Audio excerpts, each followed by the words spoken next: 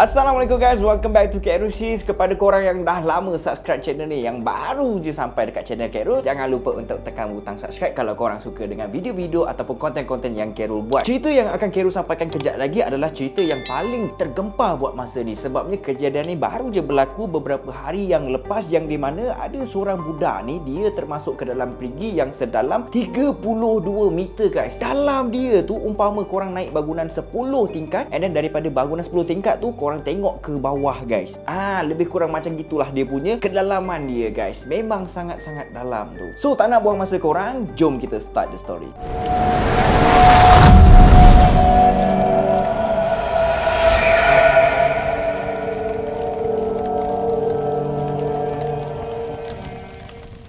Pada 1 Februari tahun 2022, baru berapa hari je guys masa tu seorang lelaki yang bernama Khalid Agoram, dia ada dapat satu job untuk repair sebuah perigi. Perigi yang dia nak kena repair tu tak jauh pun daripada rumah dia. Nama tempat kawasan perigi yang dia nak pergi repair tu adalah Igrain, yang di mana Igrain tu adalah sebuah perkampungan kecil, and Igrain tu berada dekat dalam Maghribi, and Maghribi tu berada dekat dalam negara Morocco.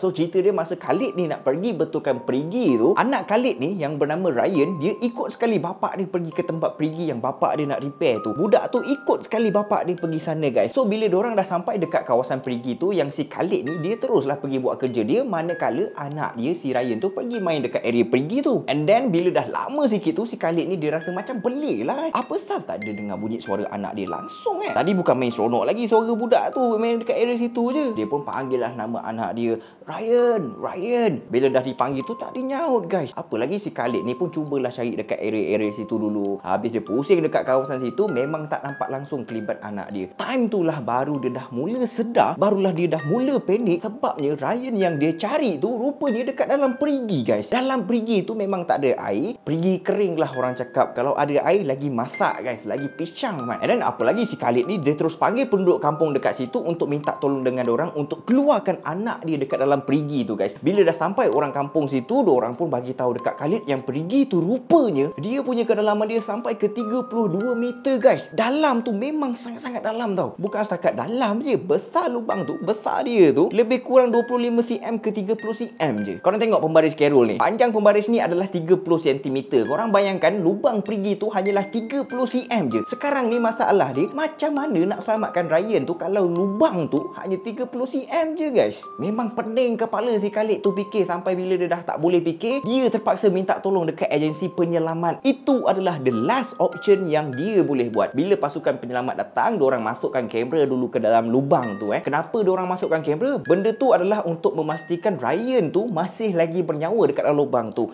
And diorang pun boleh plan for the next step yang diorang kena buat bila diorang tengok dekat dalam tu macam mana. Hasil footage daripada kamera yang dimasukkan ke dalam lubang tu, diorang dapati makin dalam perigi tu, lubang dia makin kecil guys, makin sempit. Pada mulanya diorang dah plan nak buat satu operasi yang di mana diorang akan masukkan seorang penyelamat dengan menggunakan tali tau. And then penyelamat tu akan ambil si Ryan dan bawa dia naik ke atas. Tapi disebabkan lubang perigi tu kecil, memang diorang tak boleh nak hantar seorang penyelamat masuk ke dalam tu guys. Itu adalah option yang pertama daripada pasukan penyelamat. And then ada lagi option yang kedua pula. Diorang cuba nak besarkan lubang perigi tu supaya lubang tu jadi makin lebar, and orang dewasa pun boleh masuk ke dalam lubang tu. Tapi option yang ni memang tak boleh pakai. Sebabnya andai kata kalau diorang gali untuk besarkan lubang tu, tanah yang terhakis hasil daripada diorang buat galian tu akan jatuh ke bawah. And bila tanah tu jatuh ke bawah, maknanya Ryan akan tertimbus dengan tanah yang jatuh ke bawah tu sekali. So memang tak boleh pakai option untuk besarkan lubang tu. Itu memang kerja gila guys. Daripada nak selamatkan jadi benda lain pula nanti. Memang tak ada option lain guys. Pasukan penyelamat memang kena korek tanah yang ada dekat sebelah perigi tu. Ini perigi kena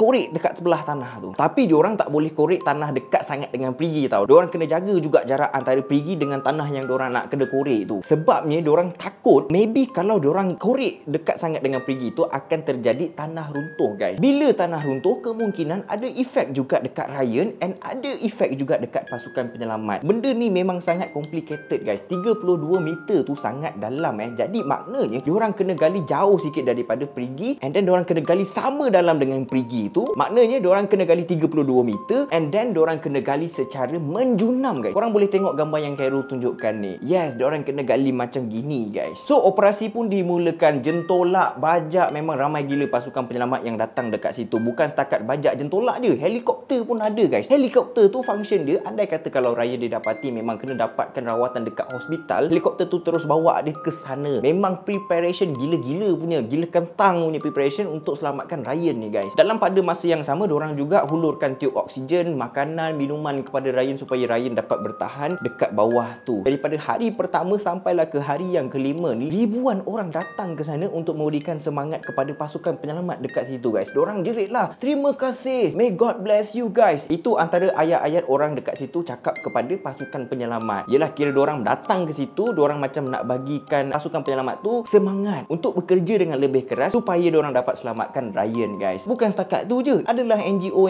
siap datang hulurkan makanan kepada pasukan penyelamat. And bukan setakat penyelamat je dapat makanan, orang yang datang tengok penyelamat buat kerja pun siap dapat makanan lagi babe. Kira pemurah babe diorang dia punya muafakat tu boleh tahan juga guys. Tapi benda tu semua diakhiri dengan berita sedih guys. Pada hari kelima penggalian, pasukan penyelamat akhirnya memang berjaya korek jumpa Ryan guys. Tapi malang sekali, masa diorang jumpa Ryan tu, Ryan dah tak bernyawa lagi kan. Ryan dah meninggal dunia. Satu dunia menantikan perkabaran berita yang baik, tapi memang tak boleh nak buat apa kalau ajal dah sampai. Bila berita tu keluar je, ya Allah, sedihnya, terkejutnya, serius. Memang Khairul sangat yakin yang Ryan boleh diselamatkan. Itulah, Allah lebih sayangkan dia. Kita tak boleh nak buat apa guys. So guys, dekat sini actually ada beberapa kesimpulan yang Khairul boleh buat. Kepada mak bapak di luar sana tu, tolonglah take a good care of your child. Sebab yelah, budak-budak ni akalnya tak panjang lagi. Bila kita terlepas pandang je, mesti budak-budak ni dah menjajah pergi mana entah. Bukan mak bapak je yang mana ada adik kecil tu kan. Cubalah jaga adik korang tu dengan baik. Khairul pun ada anak juga. Benda yang paling risau bila kita terlepas pandang.